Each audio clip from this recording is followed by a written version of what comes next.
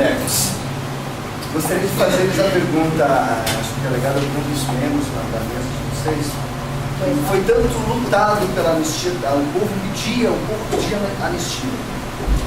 Quem foi que elaborou a lei da anistia? A lei da anistia, Elaborada por quê? ela foi elaborada pelo clamor do povo. O povo pedia anistia. O povo escreveu a lei? Isso. Não, mas e o povo, quando clama, tem vontade, ele precisa escrever?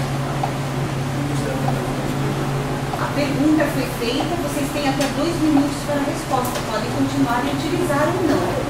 Continuarão com a resposta ou está respondendo? Não cabe ao outro grupo analisar se houve ou não resposta. Quanto tempo tem ainda?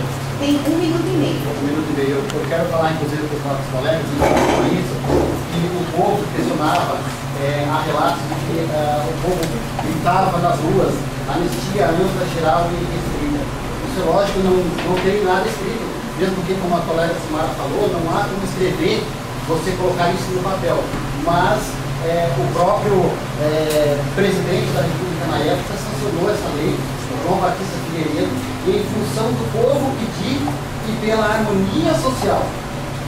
E, professora, pela harmonia social, inclusive, e com relação à Ordem dos Advogados do Brasil, também participou e agora questiona essa situação, 29 anos depois.